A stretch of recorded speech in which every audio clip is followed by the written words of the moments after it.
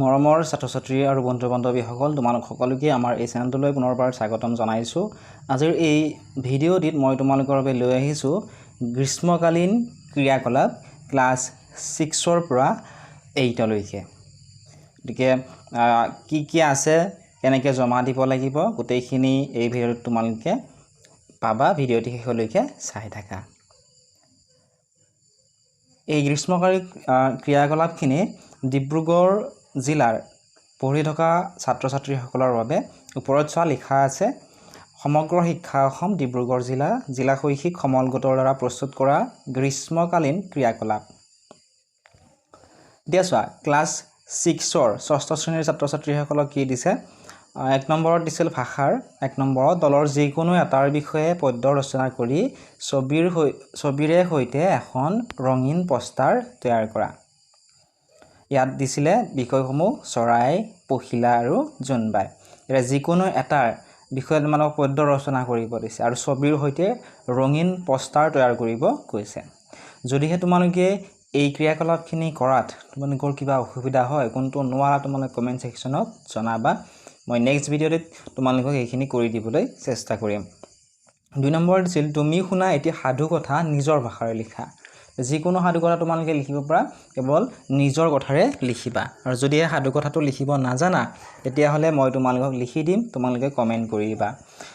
এইবাৰ চোৱা, ভাষা 2 ইংৰাজীৰ কি আহিছে। 1 নম্বৰত দিছে write a note on how you help your parents at home.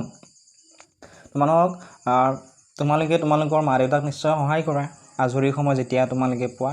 গতিকে তোমালোকে কেনেকুৱা ধৰণে সহায় কৰা, কি কৰি কামত তোমালোকে হেল্প কৰা, ইয়াৰ বিষয়ে তোমালোকক লিখিব দিছে। প্ৰায় তোমালোকে 10 শাৰীমান লিখিব লাগিব। ঠিক আছে, চেষ্টা কৰিবা তোমালোকে। যদি নোৱাৰা, কুৱেশ্যনটো তোমালোকে কমেণ্ট ছেকশ্যনত জনাবা, মই তোমালোকক লিখি দিম।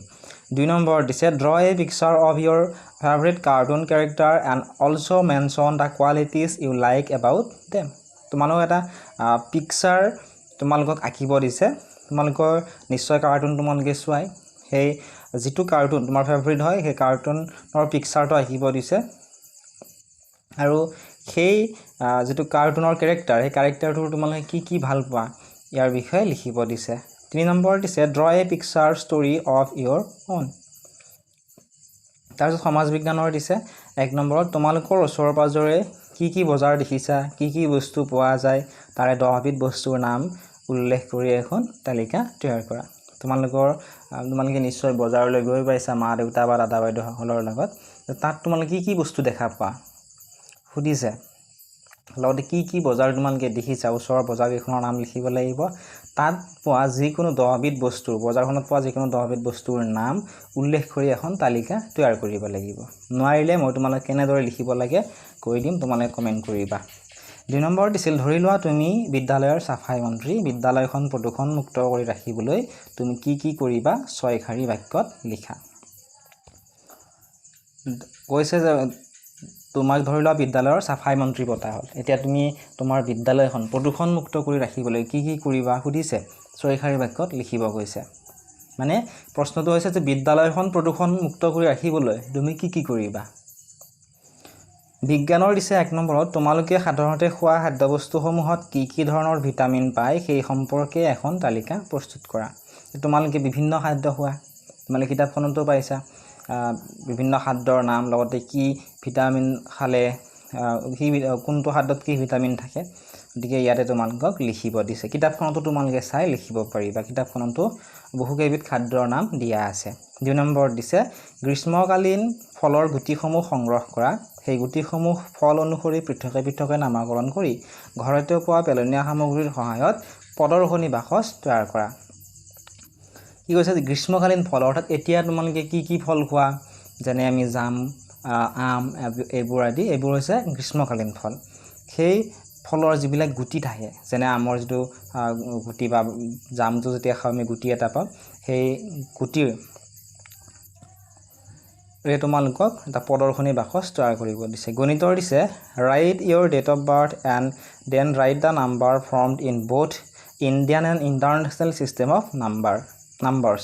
তোমালোকক কি কৈছে, তোমালোকৰ যিটো ডেট অফ বাৰ্থ জন্মৰ তাৰিখ আছে, সেই জন্মৰ তাৰিখটো লিখিব দিছে। জন্মৰ তাৰিখটো লিখাৰ পিছত সেই জন্মৰ তাৰিখটোত তোমালোকক ভাৰতীয় আৰু আন্তৰ্জাতিক পদ্ধতি মতে তোমালোকক কমা ব্যৱহাৰ কৰিবলৈ কৈছে ভাৰতীয় পদ্ধতিত কি আছিলে প্ৰথমতে ডেট অফ বাৰ্থটো লিখাৰ পিছত সোঁহাতৰ পৰা 3টা অংকৰ মূৰত এটা কমা 5টা অংকৰ মূৰত দ্বিতীয়টো কমা 7 নম্বৰ অংকটোৰ পিছত তৃতীয়টো কমা আৰু আন্তৰ্জাতিক পদ্ধতি 3টা স্থানৰ মূৰে মূৰে সোঁহাতৰ পৰা 3টা স্থানৰ মূৰে মূৰে আমি কমা ব্যৱহাৰ কৰিব লাগে 2 নম্বৰ দিছিল draw factor 3 for following numbers use colorful pictures to represent the numbers